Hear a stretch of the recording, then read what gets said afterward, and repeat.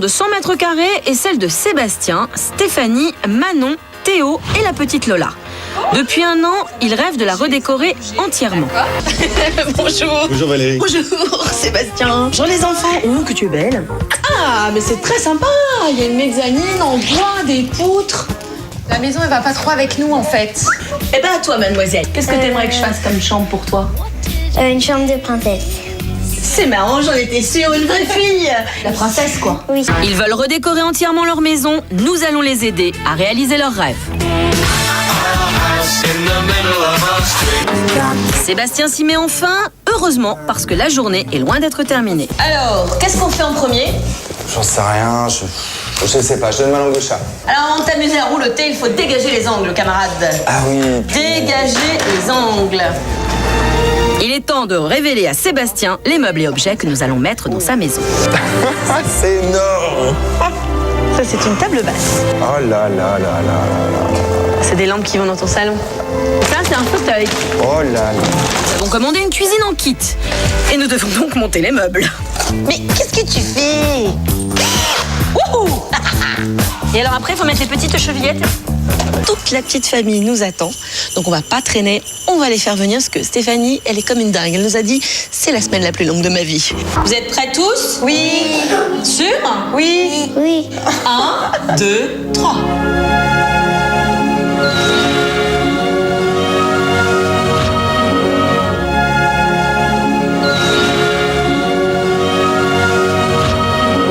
On n'est plus chez nous. De la con-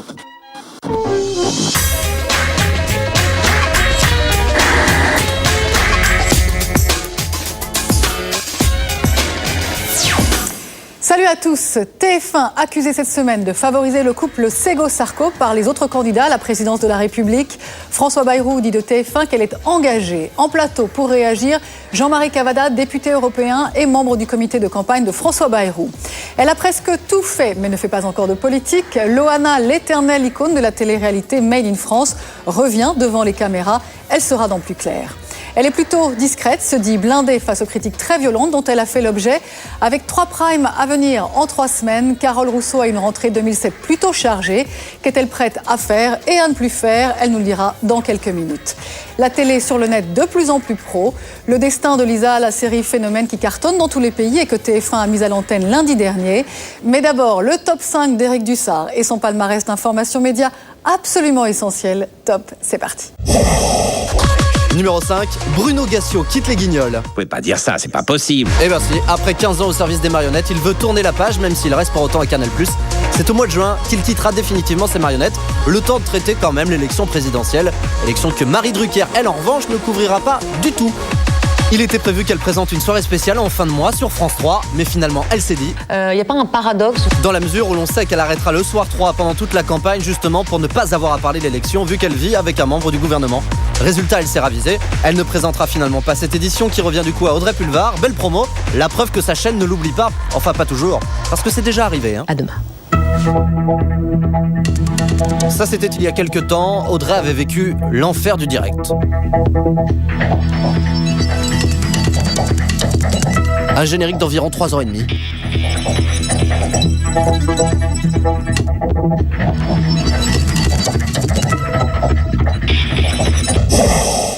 Numéro 4, du mouvement dans les radios cette semaine. À Énergie, départ plus que probable du directeur des programmes, Roberto Surleo.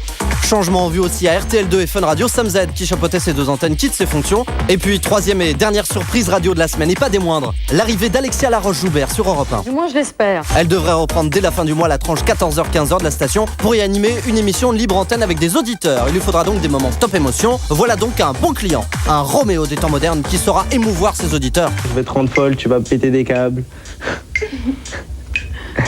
Et même en amour, je vais te faire montrer comme quoi je suis très, très intéressant et très...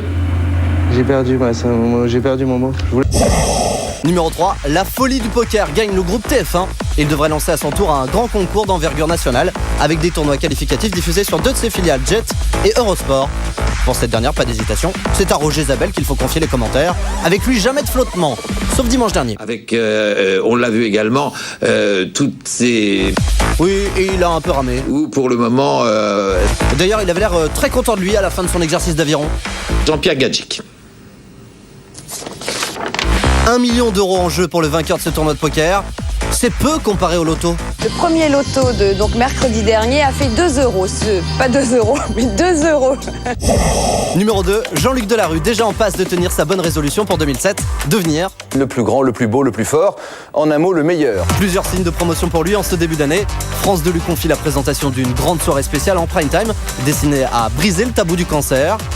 Et la chaîne lui fait par ailleurs un très joli cadeau. Et les jouets, ils sont cachés où alors? Dans le garage? Non, sur le plateau de toute une histoire avec un nouveau joujou, un nouveau décor, très différent de celui de Ça se discute. Ça se discute que France 2 a décidé de rebasculer l'espace d'une soirée au moins le mercredi soir, le 31 janvier, juste après un jour après jour diffusé, lui en prime. Retour aux sources qui a l'air d'avoir troublé Jean-Luc cette semaine. Gilbert Montagnier me connaît, genre les présentateurs qui me parlaient. Mais vous avez, sans même parler, il vous a vu déjà. Il vous a vu déjà. Numéro 1, le retour de Séverine Ferrer à la télé. Après M6, elle atterrit sur E! C'est un peu hardin. Ah non, elle aura quand même des téléspectateurs, avec tous les membres de son fan club. Nous sommes 16. Vincent McDoom, invité de sa première où il a pu rencontrer l'un de ses plus grands admirateurs. C'est une famille nombreuse, Nom de l'émission de Séverine qui débutera courant mars. Bienvenue chez les Carter, une émission sur la famille d'un ex-chanteur des Backstreet Boys. Un programme culturel. J'ai pas craché dans tes putains de champignons. Où vous pourrez constater que Séverine n'a plus du tout le ton fan 2. Bonjour à tous, bonjour et bienvenue à tous dans le monde des stars, des strass et des paillettes. On se demandait si vous étiez accro aux stars. Nous en parlions déjà en septembre. Les grandes chaînes sont accusées de réduire le débat politique au duel Sego-Sarko. La polémique a repris avec la publication vendredi dernier par le CSA du temps d'antenne consacré aux candidats. Cette semaine, François Bayrou a réagi avec beaucoup de virulence. Le point avec Marie-Laurence Rincé. Et nous retrouvons juste après pour réagir Jean-Marie Cavada, l'un des conseillers du candidat UDF en campagne. J'ai un message pour les grandes puissances médiatiques. Vous n'êtes pas les patrons de la France. François Bayrou en remet une couche et dénonce une fois de plus la part trop belle faite selon lui à Nicolas Sarkozy et Ségolène Royal à la télévision. Mais il n'est plus le seul sur ce terrain. D'autres petits candidats ont décidé de monter au créneau. Moi, je ne suis pas pour dire haro sur les patrons de presse. Je ne suis pas pour en faire des boucs émissaires. Je dis simplement qu'ils ont tort de se sentir irresponsables. Ils sont responsables aussi de ce qui se passe dans le pays. Corinne Lepage, Marie-Georges Buffet, Dominique Voynet, les critiques ont fusé cette semaine. Même les Français dénoncent un manque de pluralisme. Selon un sondage publié aujourd'hui dans Le Parisien, 82% d'entre eux estiment que les médias accordent plus de place à Nicolas Sarkozy et à Ségolène Royal qu'aux autres candidats. Et le Conseil supérieur de l'audiovisuel leur donne raison. Sur certains médias, certaines radios, certaines télévisions, pas toutes, il y avait une polarisation excessive autour de deux candidats, évidemment au détriment des autres. Donc on souhaite qu'il y ait davantage d'équité. Dans la ligne de mire du CSA, France 2 et M6, où Nicolas Sarkozy et Ségolène Royal ont occupé au mois de décembre plus de la moitié du temps de parole accordé à l'ensemble des candidats à la présidentielle. Les chaînes mises en cause répliquent et regrettent que les critiques se focalisent surtout sur le petit écran. Cette semaine, Nouvelle Obs, qui n'est pas pourtant aux mains des grands groupes monopolistiques, Le Point, L'Express, VSD, tout le monde fait Sarkozy. Voilà. C'est un travail de journaliste. La semaine prochaine, ils en feront un autre. Personne leur dit « Et pourquoi vous avez fait Sarkozy ? Pourquoi il n'y a pas 10% de votre couverture à M. Bayrou et 1,5% à Mme Lepage ?» Voilà. Il faut arrêter, laissez-nous faire notre travail. Si à la fin de la campagne, il y a véritablement un problème criant, on en parlera. Voilà. Il me semble qu'il n'y en aura pas. À partir du 20 mars, tous les candidats auront droit au même temps de parole, mais d'ici là, c'est l'équité qui s'impose. Les chaînes doivent tenir compte de ce que représente chaque candidat dans l'opinion et c'est un peu l'usine à gaz. On prend en compte les précédents scrutins, on prend en compte les sondages et puis on prend en compte le pif. Et avec tout ça, on essaye de trouver une grille qui corresponde a priori à ce que pèse dans l'opinion le candidat en question. Une élection, c'est fait pour que les électeurs et les électrices puissent choisir. Alors si on dit le seul critère, c'est l'élection d'il y a 5 ans, ça veut dire que nous sommes figés dans nos choix électoraux. Ça veut dire qu'en fin de compte, il n'y aurait plus que donc 2 grandes formations qui auraient le droit de participer au débat politique, et puis les autres, on serait des espèces de candidatures témoignages, en se disant, mais n'importe comment, ceux-là, ils ne feront jamais un bon score. Et si tous les prétendants à l'Élysée veulent être invités sur les plateaux télé, c'est qu'ils connaissent le poids de ce média. Quand nous interrogeons dans un sondage sorti d'urne le jour du vote, les Français, sur les moyens qui les ont le plus influencés dans leur choix de vote, ce qui arrive en tête, c'est la télé à 80%. Ça ne veut pas dire que c'est la télé qui les fait voter, mais c'est ce qu'ils voient à la télé qui les aide à réfléchir à comment ils vont voter. La protestation des candidats n'aura pas été vaine. François Bayrou, qui devait partager une émission sur TF1 et sur France 2 avec Jean-Marie Le Pen, aura finalement droit à sa soirée pour lui tout seul, comme le président du Front National. Et les plus petits candidats, initialement relégués le samedi après-midi sur TF1, ont obtenu eux aussi de passer en prime time. Jean-Marie Cavada, bonjour. Bonjour à vous. Merci d'être là. Vous êtes député européen, vous faites partie du comité de campagne de François Bayrou, vous présidez également la commission Justice et Liberté Civile à Bruxelles et vous avez créé une sous-commission baptisée Presse et Liberté. Alors, lorsque François Bayrou... Ce qui tombe bien.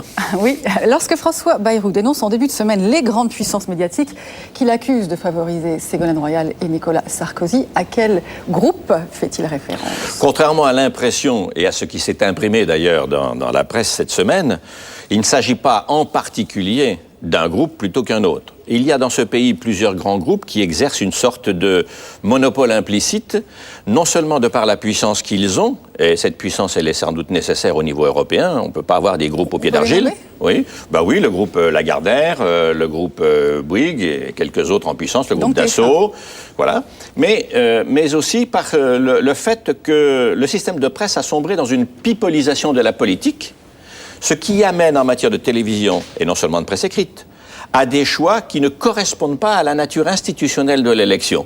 Vous avez parlé de pipolisation des politiques. Qui est responsable? Ce sont les médias ou ce sont les politiques eux-mêmes? Les deux. Vous et moi savons très bien que chacun y donne du sien.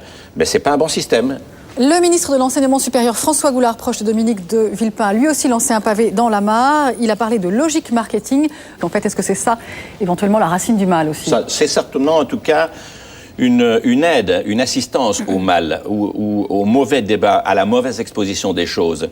C'est ce que j'ai d'ailleurs développé en long, en large et en travers dans une partie de mon bouquin, parce que c'est un problème qui est vieux depuis maintenant une bonne dizaine d'années, mais cette année, il est à son paroxysme, depuis 2 ans en réalité. Lorsque François Bayrou dénonce trop de rareté d'apparition sur TF1 notamment, sur France 2 également, c'est ce que le CSA en tout cas a révélé avec ses relevés du temps d'antenne consacré aux candidats sur la période du mois de décembre. Est-ce que ça n'est pas aussi lié au choix que fait François Bayrou? C'est-à-dire qu'il a été invité à plusieurs reprises sur le 20h de France 2, il a préféré TF1. C'est donc normal qu'il soit en déficit de temps d'antenne sur France 2. Écoutez, on en a discuté il y a quelques heures, en prévision d'ailleurs de cette émission. Il y a une chose que moi je ne supporterais pas, c'est que tout ça tourne au débat qui serait le suivant. Moi, François Bayrou, on ne me voit pas assez. Il m'a dit, mais franchement, il ne s'agit pas de ça. Il s'agit que l'on traite de nos idées comme on traite des idées de ceux qui sont davantage pipelisés. Et de ce point de vue-là, je pense qu'il a raison. Il faut que ce soit exposé aux Français. Ça ne peut pas se résumer à une phrase. France 2 qui est une chaîne de service public, qui est la chaîne de service public. En tout cas, le message, il est très clair. Il ne s'agit Pourquoi n'y va-t-il pas, d'ailleurs, puisque vous pouvez le conseiller? Oui, parce qu'il y a d'autres choix. Il y a un jour c'est là, le lendemain c'est ailleurs. Non, il va beaucoup sur TF1. Il préfère TF1 pour les déclarations. Parce qu'au mois de décembre, TF1 l'a régulièrement invité. France 2 également aussi. France 2 l'a invité une fois, en effet, mais il n'y a pas eu de refus systématique. Le problème, c'est que les idées de fond soient traitées, y compris analysées par des gens qui ne sont pas de cet avis, vous voyez? Est-ce que cette victimisation n'est pas un artifice pour effectivement faire parler? Écoutez, les esprits les plus superficiels, et même l'un d'entre eux qui, à mon avis, s'est beaucoup avancé dans l'expression de cette affaire, et ça n'était pas son rôle, un directeur de l'information, de le dire, cette victimisation en question supposée est quelque chose, est une façon, je dirais, peu élégante d'évacuer la question dans un coin pour ne pas l'examiner. Alors calmons le jeu, mais prenons très en compte ce que je suis en train de dire. L'élection présidentielle n'étant pas faite, il y a une demi-douzaine de candidats dans ce pays qui ont droit à un traitement plus qu'équitable, comme disait Blier tout à l'heure. Et lorsque François Bayrou dit que TF1 est engagé au profit de qui? François a parfois l'impression que TF1 est engagé au profit de Nicolas Sarkozy. C'est une bataille... Vous partagez, vous qui êtes un homme de médias, cette impression? Écoutez, on verra vers la fin du débat de cette campagne si c'est un fait ou pas, mais enfin, je dirais qu'il faut que TF1 fasse en sorte que cette critique ne puisse pas être opposable. C'est à eux de le faire. On a souvent dit de la 2 qu'elle était engagée à gauche. À la 2 de faire en sorte de montrer qu'elle n'est pas engagée du tout. Et la 3, même chose. Que lorsqu'on accusait TF1 de s'être engagé au profit d'Édouard Balladur, il n'empêche qu'on a vu le résultat, ce n'est pas lui qui a remporté l'élection. Oui, vous traitez autre chose, c'est que la collusion implicite d'une mode, ce qui est arrivé en effet à l'élection présidentielle 95, au profit d'un candidat, c'était M. Balladur en effet, ne lui a pas rendu service du tout. Pourquoi? Parce que l'opinion a réagi contre. Ça, c'est quelque chose que tous les dirigeants de médias doivent avoir vraiment en tête. L'opinion, à partir d'un moment, décolle et se révolte, se détache et se révolte. C'est ce qui s'est passé. Et il n'y a pas une élection présidentielle depuis 25 ans qui ait amené le résultat supposé ou attendu. Ça devrait quand même beaucoup alerter les gens et faire en sorte que la diversité soit traitée de façon équitable. Je ne suis pas en train de donner une leçon. Je sais que c'est vraiment difficile à faire. Je suis en train d'encourager ceux qui pensent ça à le faire, avoir du courage et même du culot. Ce débat, ça doit être une exposition des idées et après une frontalité des leaders. Vos idées, vous les exposez dans ce livre, Une marche dans le siècle, qui marche très bien d'ailleurs. Oui, ça veut dire vrai, 80 000 exemplaires oui, déjà. Près, joli succès de librairie. Merci Jean-Marie Kebada. Merci à vous d'avoir posé le problème. Merci et tout de suite le bloc-notes d'Éric Dussard. Un démarrage réussi pour Un contre 100, le nouveau jeu de Benjamin Castaldi sur TF1, que l'on surnomme déjà dans le milieu médical 1%. Car c'est ce qu'il vous reste de vos capacités auditives après avoir regardé l'émission. Entre les...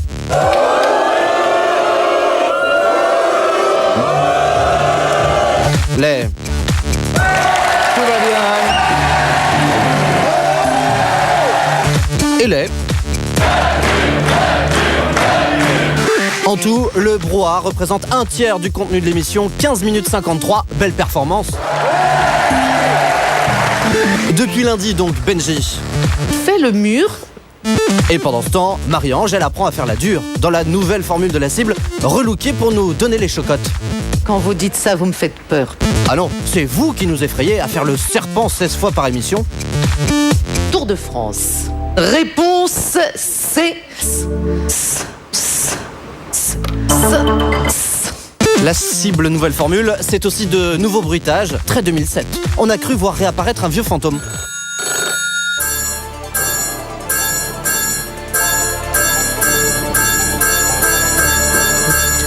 « 33 sonneries comme au bon vieux temps, et des candidats, eux, toujours aussi sonnés. » Citez-moi un nom de Miss France issu du comité de Geneviève de Fontenay. Estelle Denis. Les fans de Jean-Pierre François aux Anges. Dimanche dernier, il a enfin fait son comeback. Sur M6. Guy Lagache, Jean-Pierre, une même passion pour le vent dans les cheveux, les grosses voitures, le sable. Et ce sens de l'introspection. Guy aussi essaie en permanence de comprendre le pourquoi du comment, 10 fois par émission. Alors comment ça se passe ici? Comment le fisc? Alors comment Capital dont la spéciale Grande Fortune à Dubaï a été un gros carton. Genre meilleure audience depuis 5 ans avec 5 700 000 téléspectateurs. Ce numéro, tout le monde en parle. Ouais. Un beau cadeau de Claire Chazal à Anne-Sophie Lapix. Elle a enfin accepté de prendre quelques jours de congé et lui laisser son siège le week-end dernier. C'est Noël. Baptême du feu réussi pour Anne-Sophie, quasiment 9 millions de téléspectateurs en moyenne pour CJT. Bon score qui confirme son statut de star montante de l'info, très montante même. À 10 reprises le vendredi. Française, record. Le terrorisme repart à zéro, qui refleurissent, ne désarme pas, de 16 à 18 ans. C'est la fin de ce journal. Anne-Sophie aux commandes d'infos sérieuses tout le week-end. Heureusement qu'elle a eu 7 à 8 pour se détendre un peu le dimanche. Avec un sommaire très ambitieux. C'est une vraie prise de risque. Ah oui, c'est bien simple. On serait cru dans 50 minutes Inside, l'émission People. Alain Delon, Cyril, le vainqueur de la Star Academy, Luc Besson, Samina Seri et Mireille d'Arc. Sur les 4 sujets proposés, 3 étaient consacrés à des People. Et le 4e, sur les pandas, aurait lui aussi eu sa place dans 50 minutes Inside, émission produite par Charles Villeneuve.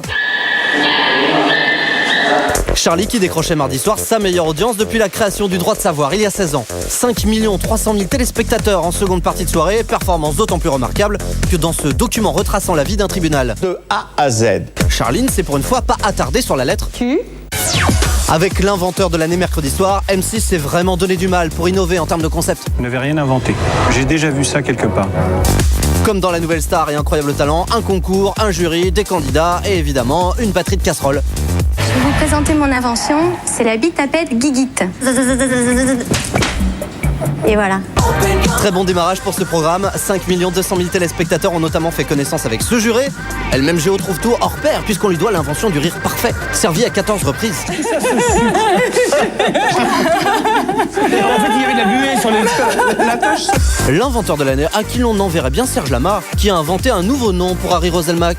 C'est qui le couple de l'info le plus sexy? Rosemalk et Lapix, Rosemalk. Serge Lama que l'on retrouvait également lundi midi sur France 3 dans 30 millions d'amis collector. Le premier lama, c'est Sergio. Sergio qui n'est d'ailleurs pas la seule vedette de cette ferme. Alors il y a Kamel. Donc ici à la famille Wallaby. Wally. En clair, on retrouve dans cette ferme le plus grand des chorégraphes. Il y a Kamel, Wally. 7 mois et puis s'en va. Anthony Cavana arrête la présentation des émissions de variété de France 2. Il veut se remettre à l'humour, dit-il, avec peut-être une émission sur France 3. Cela dit, il n'avait jamais arrêté. Le Dancing Show, par exemple, c'était comique. C'est vrai que c'était énorme. Anthony aux commandes samedi dernier du Symphonic Show pour l'une des dernières fois, donc. Et pour l'occasion, il a poussé la chansonnette en interprétant ce titre. Merci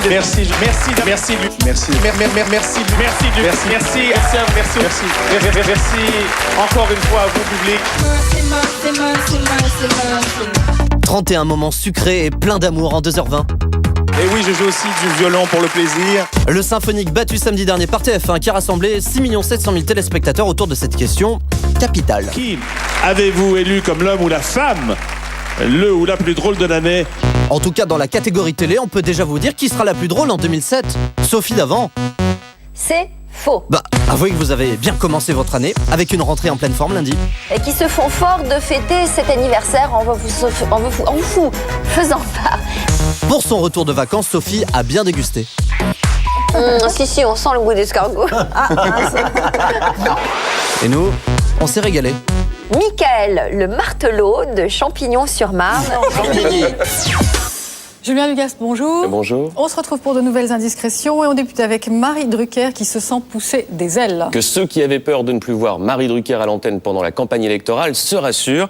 Vous retrouverez la journaliste dans Des Racines et des Ailes 2 fois par mois le mercredi à 20h55. Pendant toute la campagne, elle remplacera Louis Laforge aux commandes des Racines et des Ailes. Louis Laforge qui fera quoi du coup? Je vous le donne en mille. Eh bien, il remplacera Marie Drucker aux commandes du Soir 3. Une sorte de Vie ma vie réinventée par France 3. France 2 ne veut plus voir Sophie Davant au supermarché. C'est dur. Cette semaine était diffusée la première de Sophie Davant sur Discovery Real Time, le supermarché.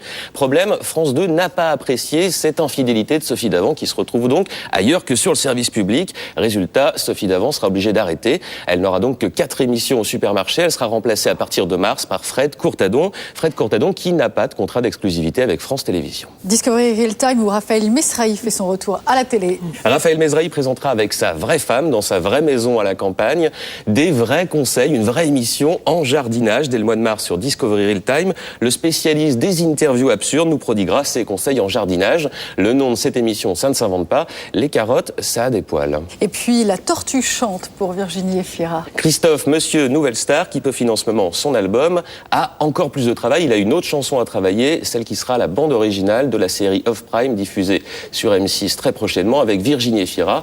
Un programme donc 200% M6. Julien Dugas, merci.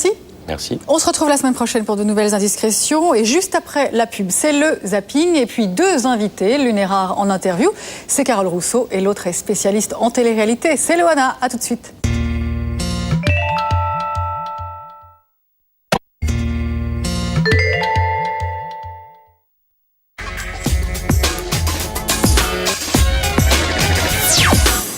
Plus clair, la suite, c'est tout de suite avec le zapping. Le grand concours des animateurs, les images qui ont marqué les Français, les 30 histoires les plus mystérieuses et encore c'est quoi l'amour?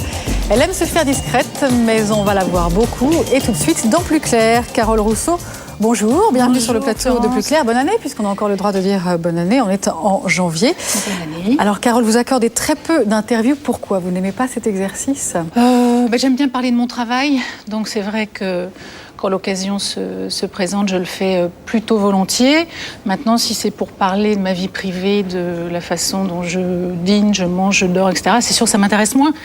Donc je suis moins disposée à le faire. On ne voit pas non plus dans les soirées People. Vous n'avez pas envie de jouer ce jeu pour exister ? Écoutez, je vais vous dire, même si j'avais...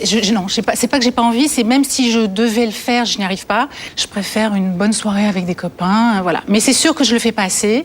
C'est sûr qu'on est quand même dans un métier où il faut se montrer, il faut se faire voir, il faut être vu, il faut avoir des amitiés même totalement inutiles. Et c'est vrai, bon, bah voilà, moi j'y arrive pas, donc voilà, je suis une fille totalement... Vous n'avez que des amitiés utiles, vous ? Bah oui, voilà, c'est ça. Alors revenons à votre actualité télé, une actualité très chargée.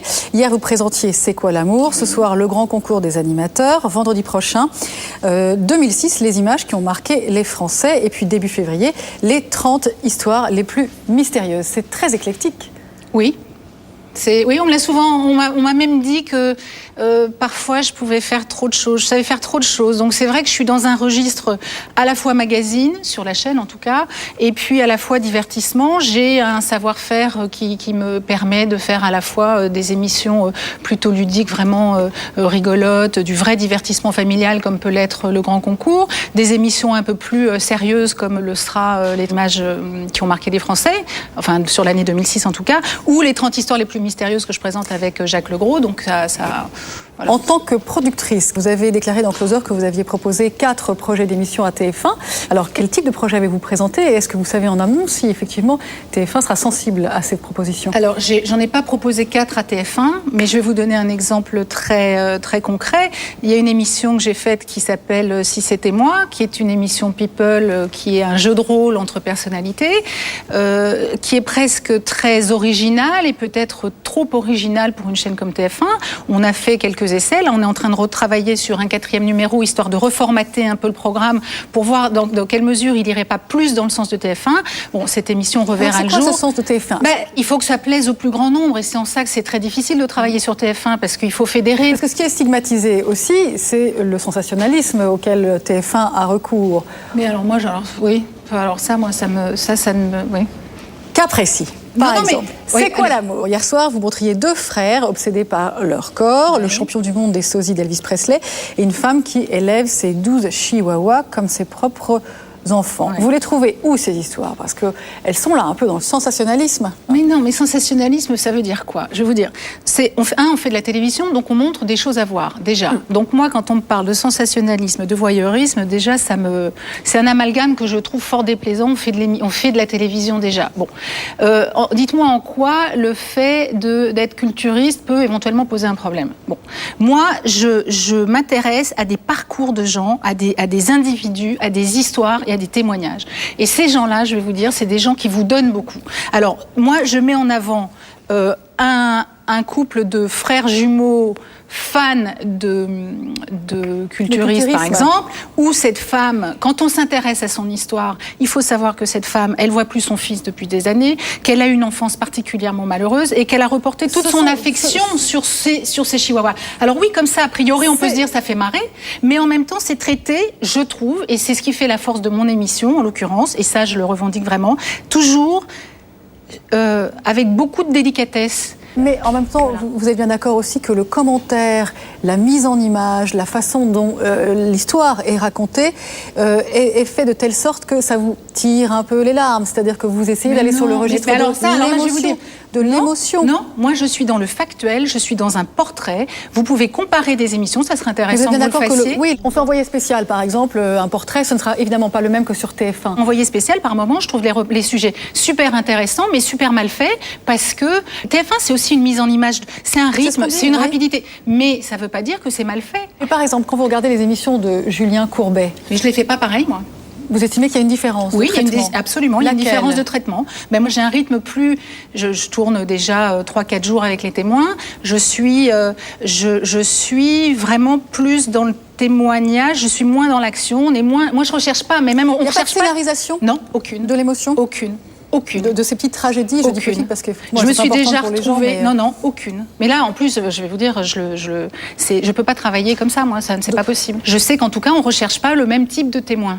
Voilà, lui, il recherche des témoins qui sont peut-être plus dans l'affrontement. Moi, je ne recherche pas ce type de témoins. Moi, je recherche des gens qui viennent m'expliquer à un moment T leurs problématiques, les difficultés qu'ils ont dans la vie, etc. Est-ce que l'audience qu'on vous réclame à TF1, puisque en même temps c'est ça qui vous permet de durer, ne conditionne pas votre perception ou en tout cas les émissions que vous produisez? Il y a forcément un conditionnement puisqu'on ne retrouve pas les mêmes émissions sur TF1. Vous faites une émission de témoignage sur France Télévisions, on va dire qu'elle est formidable, alors qu'il y a peut-être des témoins qui sont 10 fois pires. Mais bien sûr. Si on met la même, alors vous faites référence à qui par exemple? Non, mais certaines. Est-ce que vous faites référence à Jean-Luc Delarue par exemple, dans certaines de ses émissions, il va beaucoup plus loin que ce qu'on pourrait se permettre sur TF1.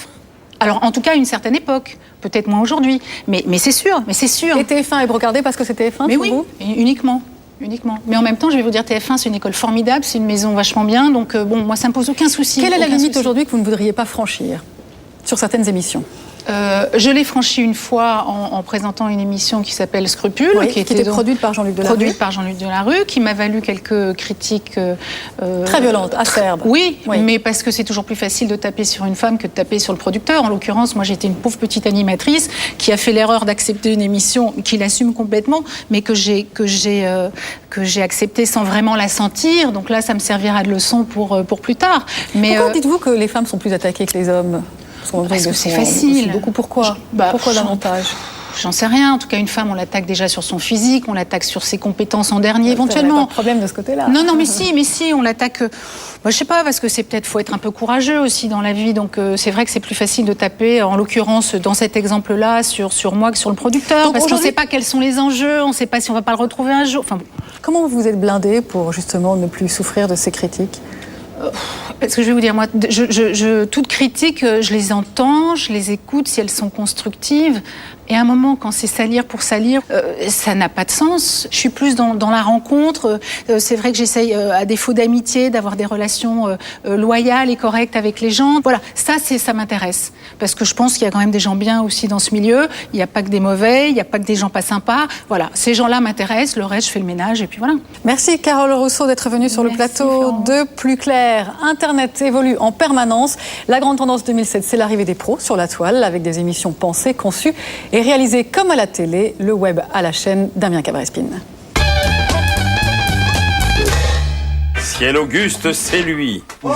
Sur le web, c'est la révolution. Longtemps taxé d'amateur, le net prend aujourd'hui ses lettres de noblesse et les journalistes traditionnels n'hésitent plus à s'investir dans ce nouveau média. C'est avec vous qu'on va le construire. Voilà. Aux États-Unis aussi, le blog d'une jeune citoyenne passionnée d'actu compte à présent parmi ses rédacteurs des journalistes du Time, du Washington Post et de CNN. Petit à petit, la frontière entre amateurs et professionnels s'atténue. Au moment de la naissance de la presse écrite professionnalisée, au début du 19e siècle, on était exactement dans la même situation. Il n'y avait pas de modèle économique. Et d'ailleurs, souvent, c'était des amateurs qui faisaient des journaux. En France aussi, les grands médias traditionnels doivent faire face à cette nouvelle concurrence. Thomas Clément, blogueur publicitaire dans le civil, interview pêle-mêle Renaud Camini ou Élodie Frégé. Raffiné, tu peux pas le coller à Star Academy, quoi. Tandis que les journalistes John-Paul Lepers et Alan Rothschild lanceront le 24 janvier prochain leur télé libre avec un seul objectif en tête. Profiter de ce déformatage pour proposer en fait de la liberté, et de la liberté de ton et de la liberté de format. Travailler sur le net pour un journaliste, c'est aussi une nouvelle manière d'envisager son métier. Ils doivent s'adapter à une économie et à un format aussi, parce que c'est pas les mêmes formats qu'on regarde sur le web ou à la télé. L'économie de moyens pousse à l'inventivité, les cadrages en gros plan sont privilégiés pour mieux capter l'internaute et la combinaison des différents supports multimédia doit laisser une large place à la communauté virtuelle. Le web est participatif, mais la rigueur, elle, reste de mise.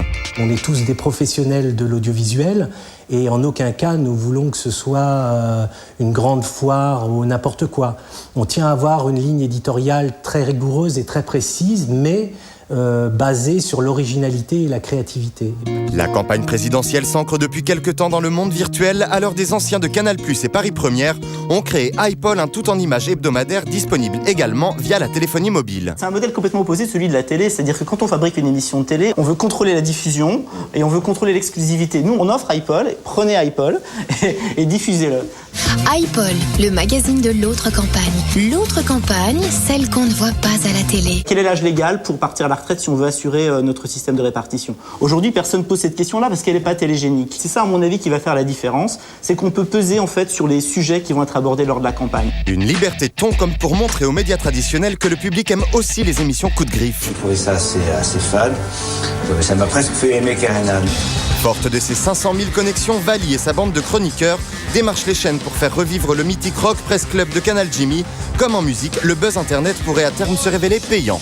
Je pense que c'est une position de force. Le but, c'est quand même de trouver une RTN ou même le câble pour produire cette émission. Et quand même une idée de l'audience déjà qui peut montrer à une chaîne que ça intéresse des gens. Le pilote d'une émission culinaire présentée par Dorothée a lui aussi été balancé sur le web et chaque jour de nouveaux blogs apparaissent en espérant atteindre un public toujours plus grand. Mais comment faire pour exister parmi toutes ces offres? Les individus eux-mêmes deviendront des marques. Et un journaliste suffisamment talentueux ou suffisamment connu sera capable d'avoir son propre site, son propre service, sans avoir besoin d'être adossé à un grand média qui lui donnerait sa réputation. Les grands gagnants dans l'histoire, les sites d'échange vidéo qui devront dorénavant partager les bénéfices avec les producteurs. Les publicitaires conscients du potentiel semblent de plus en plus investir la toile. Certains internautes craignent déjà pour leur liberté. Son émission ne sera pas diffusée sur le web, mais sur TF6. Les meilleurs moments de télé-réalité 2, c'est le 21 janvier, avec à la présentation la même animatrice que l'année précédente, Loana. Bonjour. Bonjour. Loana, l'année dernière, vous êtes venue sur ce plateau pour nous présenter les meilleurs moments de la télé-réalité. Cette année, vous revenez en 2e saison. Rassurez-nous, vous n'allez pas nous présenter les mêmes moments que l'an dernier. Non, ce sera tous des différents. Beaucoup plus d'inédits, des petits moments qu'on ne se rappelait pas. De plus de fois, la dernière fois, je trouvais que ça se ressemblait beaucoup. Là, on passe un très bon moment. Alors, il y a quoi comme moment? Un seul on a la déclaration d'amour de Jean-Pascal et Jennifer, on s'en rappelle pas par exemple, c'est super mignon. Il y a tout un passage déclaration d'amour. On a le Bachelor qui fait une très belle déclaration aussi enflammée. La mienne, ça sera Roméo et Juliette. Que de l'amour alors. Est-ce qu'on va de l'amour, beaucoup de gaffes surtout. Tous les gens qui s'écroulent au moment où il faut pas, les petites larmes aussi. La piscine. Non, pas la piscine. On repasse le meilleur moment du best-of 1 et on voit 2 secondes. Et la déclaration d'amour demain. Un petit peu la piscine. Un petit peu. Bon. Dans 2 secondes. 3 000 € pour présenter cette émission. On est loin des tarifs pratiqués sur les grandes chaînes. Oui. En fait, est-ce que c'est vous qui vous servez de TF6 pour faire votre pub ou le contraire, TF6 qui se sert de vous pour faire sa pub?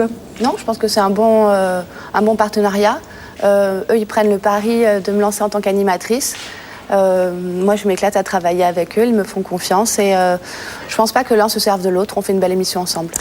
Chacune de vos apparitions médias sert à développer vos activités parallèles. Donc vous étiez chez Jean-Luc Delarue il y a quelques semaines, plus récemment dans L'Angle de VIP sur TF1, et puis T'empêche tout le monde de dormir sur M6. Vous demandez parfois un cachet pour vos apparitions, et puis à d'autres moments, vous n'en demandez pas. Alors qu'est-ce qui fait que vous en demandez ou pas ?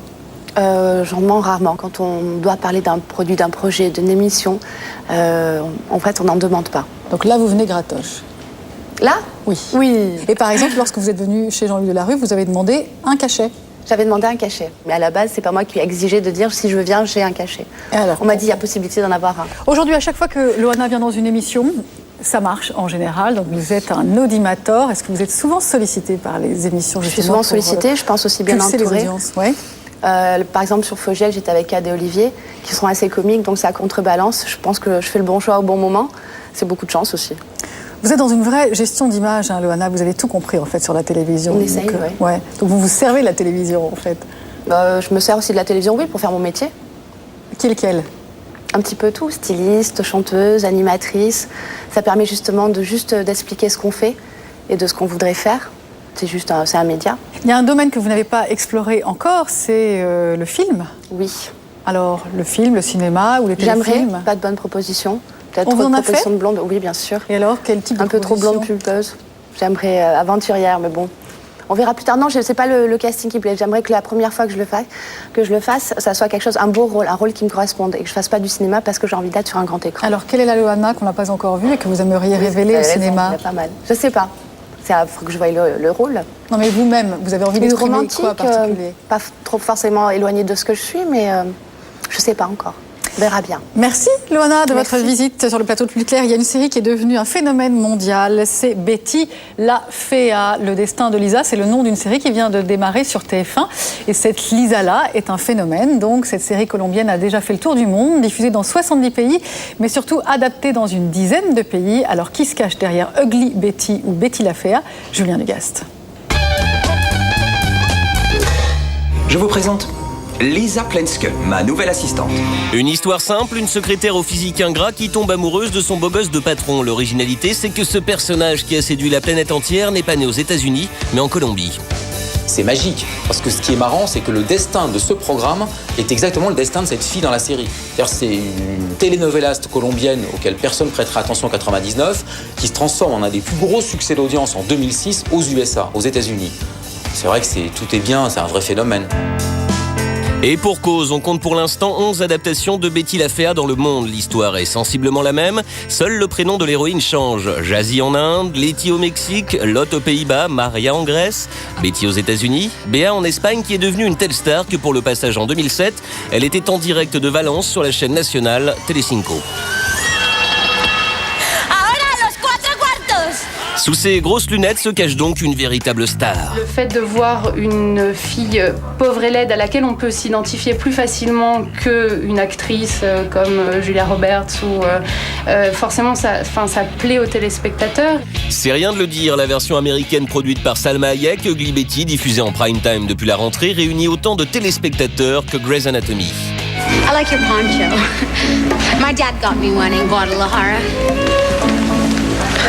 Milan, Dolce & Gabbana, Fall.